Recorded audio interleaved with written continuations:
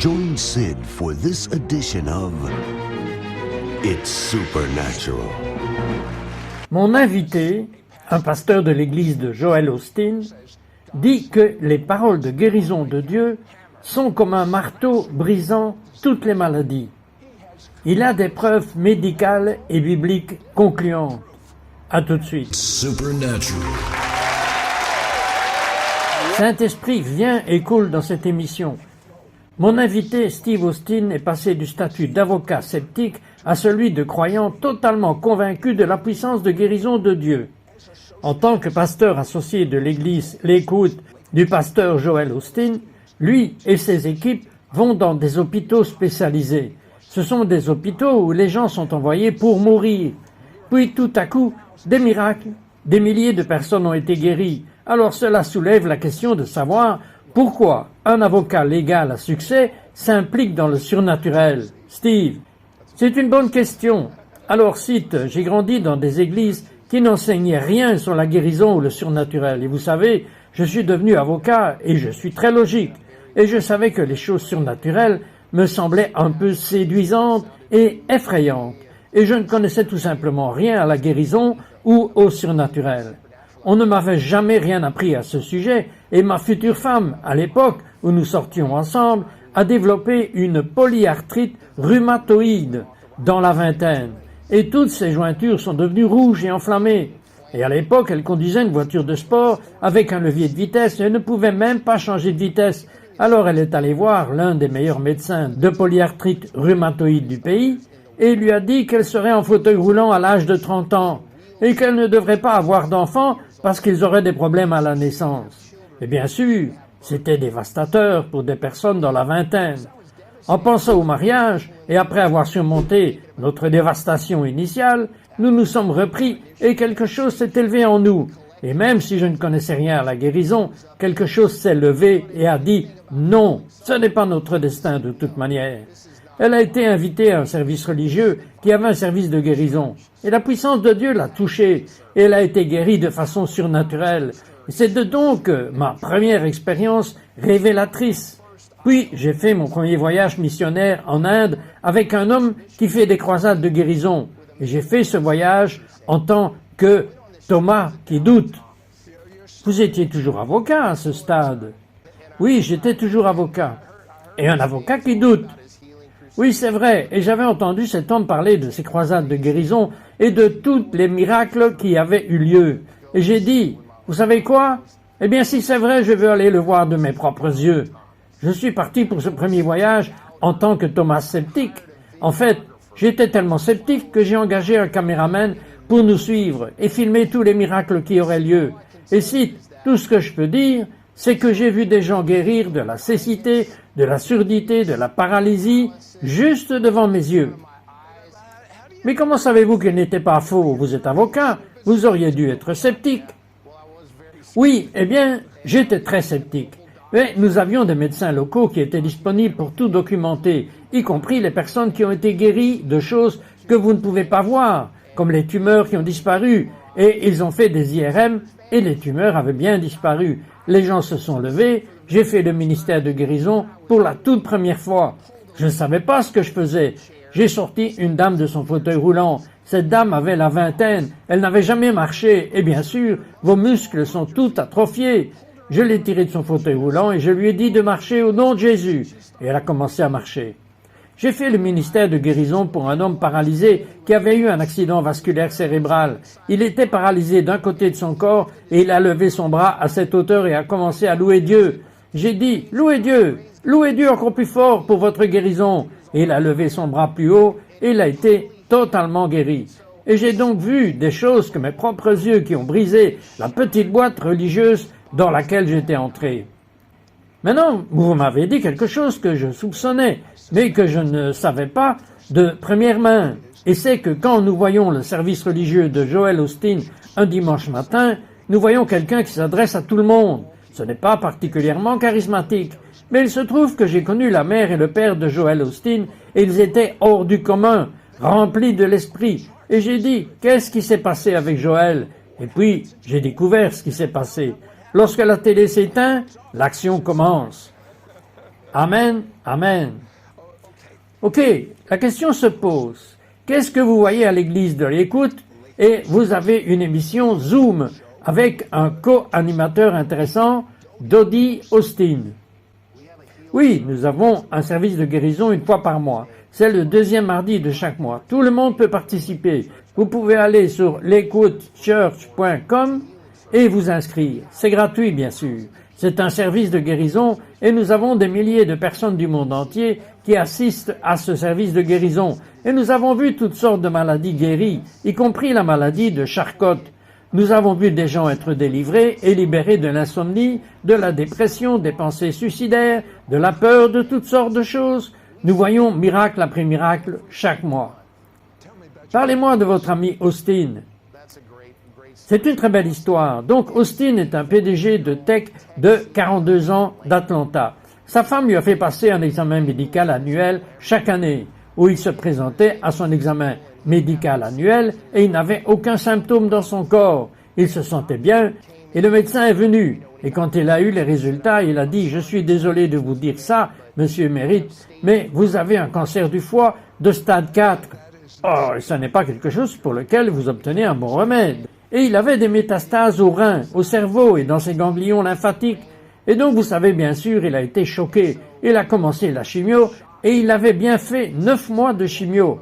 Quand je suis entré en contact avec lui, il est venu au centre de cancérologie MD Anderson à Houston pour se faire scanner et se faire tester à nouveau.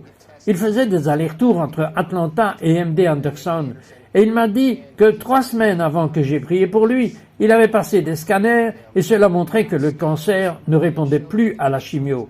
Ça avait empiré. Et c'était 3 semaines avant que je prie pour lui. Il est venu à Houston, je lui ai imposé les mains et j'ai prié pour lui. Il est allé chercher les résultats de 2 jours de scanner et d'analyse de sang et tout ça. Et il m'a envoyé un texto. Il a dit « Steve, j'ai vu le plus grand miracle que j'ai jamais vu dans ma vie. Il n'y a plus de cancer dans mon corps. » Qu'en est-il du double miracle de la jeune fille atteinte de tumeur cérébrale inopérable? Oui, alors c'est à ce moment-là que je faisais ma formation d'aumônerie. L'Anderson Cancer Center m'a bipé pour que j'aille prier pour cette jeune fille de 17 ans qui avait une tumeur au cerveau. Et quand je suis arrivé dans la chambre, je ne savais rien de son histoire. Mais quand je suis arrivé dans sa chambre, les parents étaient là et ils m'ont expliqué que les médecins lui avaient dit qu'ils ne pouvaient plus rien faire. Ils leur ont donné un sort très désastreux. Elle n'avait plus que quelques semaines à vivre, mais la jeune fille de 17 ans et ses parents avaient la foi. Et donc je suis resté là pendant environ 1 heure avec eux. Nous avons loué le Seigneur, nous avons adoré, nous avons prié avec audace. La foi remplit les prières de feu. J'ai déclaré la parole de Dieu sur elle, et la gloire de Dieu a rempli cette pièce si fort que je pouvais à peine le supporter.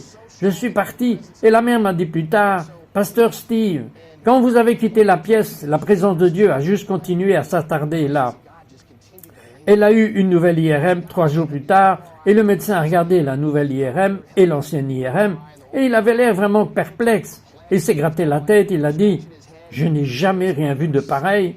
Il n'y a pas d'explication médicale à cela. Mais votre tumeur a disparu. » Mais attendez, l'histoire s'améliore encore. Alors elle a obtenu son congé et un petit garçon de 3 ans qui avait une tumeur au cerveau est allé dans la même chambre, dans le même lit. Et il venait de l'un des meilleurs hôpitaux pour enfants, probablement le meilleur au monde. Et ils ont dit à M. Anderson, « Nous ne pouvons plus rien faire pour lui. » Alors ils sont allés à MD Anderson et MD Anderson a dit à ses parents, « Nous sommes désolés, mais nous ne pouvons rien faire de plus. » Il a eu la chambre de cette fille de 17 ans et il a été guéri.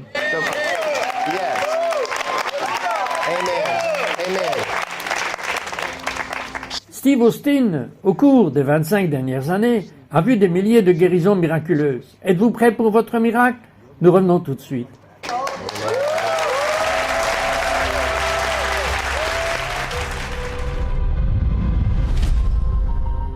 Laissez-moi vous raconter mes petites histoires, courtes, édifiantes, encourageantes et inspirantes. En 30 ans, j'en ai regroupé plus de 3000. La plupart d'entre elles sont vraies ou tirées de faits réels. Je suis certain qu'elles vous encourageront comme elles m'ont encouragé. Soyez bénis.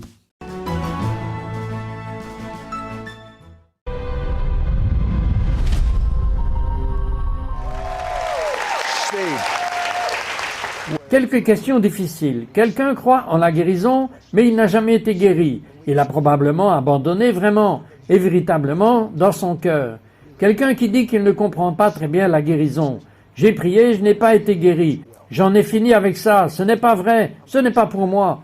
Quelqu'un qui dit que la Bible est vraie, mais je ne suis tout simplement pas guéri. Qu'est-ce que vous dites à ces personnes en ce moment? Eh bien, je rencontre cela souvent, et l'une des principales choses que je fais lorsque je vais auprès des malades est d'attirer leur foi, parce que très souvent, les gens commencent avec une foi forte, ils reçoivent un diagnostic et ils disent « Je vais croire en Dieu pour ma guérison ». Nous avons besoin de foi pour la guérison. Vous savez, quand nous ne voyons pas Dieu bouger et que les choses ne changent pas, et que cela prend des semaines, des mois et même des années, et que nous ne voyons rien se produire, c'est là que nous avons besoin de foi, que la foi est dans le royaume invisible. Si nous pouvions la voir, si nous pouvions le comprendre, nous n'aurions pas besoin de foi.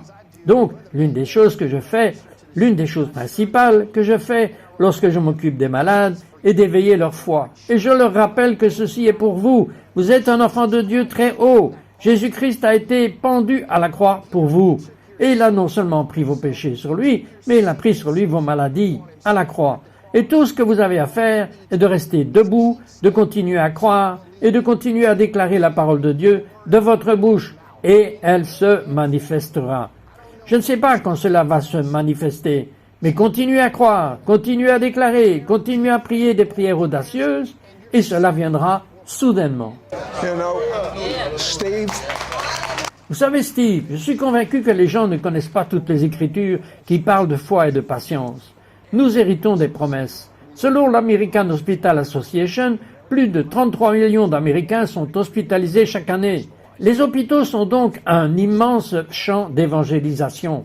Le ministère de Steve fait quelque chose qu'aucun autre ministère ne fait, et son objectif est de s'étendre pour atteindre 100 000 patients hospitalisés d'ici fin 2024. Et vous pensez que cela fera quelque chose? Et 1 million d'ici 2030? Steve, vous formez des gens, j'imagine que c'est un programme de formation très long et approfondi, et vous les laissez aller dans les hôpitaux. Combien de mois ou d'années dure ce programme? Cite, un jour entier. Et nos bénévoles font des choses que les aumôniers professionnels peuvent faire. Ils vont dans les chambres d'hôpital des gens, ils s'occupent des malades, et comme Cite l'a dit, nous avons soigné au moins 100 000 patients hospitalisés seulement cette année. Et je lève une armée, et nous nous développons. Nous allons nous développer à l'échelle nationale et même internationale. Et d'ici 2024, je veux devoir soigner au moins 1 million de patients par an. Mais il est dit que ce n'est qu'un jour. Et si vous êtes un croyant rempli de l'esprit, vous savez, lisez simplement la Bible. Entrez dans la Bible et voyez ce qu'elle dit à propos de la guérison. Et comment Jésus et les disciples ont guéri les gens. Et vous l'avez compris. Vous avez le Saint-Esprit à l'intérieur de vous. La force la plus puissante de l'univers que vous pouvez utiliser. Tout le monde peut faire ceci. Et c'est mon message-ci. Je veux m'asseoir ici et être comme vous. Je sais que j'ai fait ceci et cela, parce qu'il ne s'agit pas de moi ou d'une seule personne. Nous sommes tous des ministres. Nous avons tous le Saint-Esprit. Amen. Amen. Amen. Pourquoi quelqu'un dans un hôpital est-il guéri? Évidemment, il est malade. Mais les trouvez-vous beaucoup plus réceptifs que la plupart des gens lorsqu'ils sont déjà à l'hôpital? Bien sûr, et c'est pourquoi les hôpitaux sont l'un des plus grands champs de mission sur la planète Terre. 33 millions de personnes en Amérique par an, soit le 10e de notre population chaque année à l'hôpital. Et je fais ça depuis 25 ans. Et je peux vous dire qu'il y a plus de malades que jamais, car nous avons besoin de ce ministère, et la guérison était une partie essentielle du ministère de Jésus. Et donc, vous savez, oui, les gens à l'hôpital sont plus ouverts, ils pensent à leur mort, ils pensent à leur vie, et je vous le dis, lorsque vous êtes confronté à une maladie potentiellement mortelle, votre théologie peut changer de façon très spectaculaire. Vous pouvez y aller en tant qu'athée, mais quand vous regardez votre mort en face et que vous pensez à votre vie, vous pouvez changer d'avis. Steve, pouvez-vous prier? Alléluia. Père Dieu, je te remercie que chaque personne qui regarde cela en ce moment est ton enfant bien-aimé. Tu les aimes d'un amour éternel. Tu les as dans la paume de ta main. Tu n'es pas seulement leur Dieu, tu n'es pas seulement leur Seigneur et Sauveur, tu es leur guérisseur et leur libérateur. Seigneur, tu es appelé Jéhovah Rapha, Tu as dit que je suis le Dieu qui vous guérit. Alors Seigneur, je te demande de toucher chaque personne, du haut de sa tête jusqu'à la plante de ses pieds.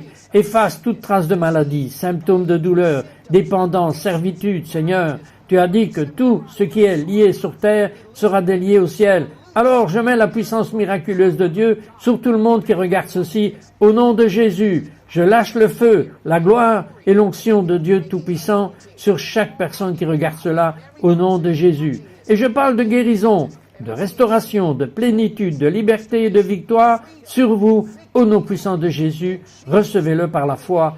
Avec Thanksgiving, c'est le vôtre. Cela fait partie de votre héritage. Il vous appartient en tant qu'enfant de Dieu. Recevez-le maintenant au nom de Jésus. Amen et Amen. Alléluia. Il y a encore des gens qui disent que je ne peux pas faire ça. C'est bien pour quelqu'un d'autre, c'est bien pour mon pasteur, c'est bien pour quelqu'un qui a un ministère miraculeux, mais je ne suis qu'une personne moyenne. Je crois en Jésus. Est-ce que vous dites maintenant, je peux faire ce que je viens d'entendre Steve dire, qui se passe dans son ministère? Parlez à cette personne. Vous savez, Sid, je ne crois pas qu'il y ait de croyants moyens, parce que nous sommes tous des enfants de Dieu, créés à son image et à sa ressemblance. Et si vous croyez en Jésus-Christ, Romains 8, verset 1, dit que le même esprit qui a ressuscité Jésus d'entre les morts habite en vous. Le même esprit qui a donné à Jésus et à ses disciples le pouvoir de faire les miracles qu'ils ont accomplis habite en vous. Nous n'avons pas eu le Saint-Esprit junior, nous n'avons pas eu la version édulcorée du Saint-Esprit, nous avons eu le même Saint-Esprit. Amen, Amen et Amen. Ce que vous venez de dire soulève simplement la question. Les jeunes enfants ont-ils le Saint-Esprit ou un Saint-Esprit pour jeunes juniors? Oui, il n'y a rien de tel qu'un Saint-Esprit pour jeunes juniors. L'Esprit Saint est l'Esprit Saint. Amen. C'est pourquoi Joël 2, verset 28 dit qu'il répandra son esprit sur toute chair et que les jeunes prophétiseront. De la bouche des bébés, la louange est parfaite. Le Saint-Esprit est le Saint-Esprit. Et vous, en tant que croyants, avez le même Saint-Esprit. Vous avez juste besoin de croire que vous l'avez pour que vous puissiez marcher dans les signes, les miracles et les prodiges. Encore une chose, Marc 16, versets 17 et 18. Lorsque Jésus a donné la grande commission, il a dit que ces signes suivront ceux qui croient. Non seulement les pasteurs, pas seulement les évangélistes, les prophètes, les apôtres, mais ceux qui croient, les croyants ordinaires. Et si, je crois que l'heure est venue où Dieu décentralise les choses. Et ce que je veux dire par là, c'est que depuis trop longtemps, nous avons élevé certaines personnes et nous les avons mises sur un piédestal. Et, oh, c'est le prophète un tel ou un tel, il n'y a rien de mal à ça. Je ne mets pas ça de côté. Je dis juste que Dieu décentralise cela et qu'il ne s'agit pas seulement d'une personne comme tout le monde. Non, nous avons tous le même Esprit Saint. Et Dieu dit que vous avez le même Saint-Esprit. Imposez les mains aux malades et voyez-les guérir. Amen.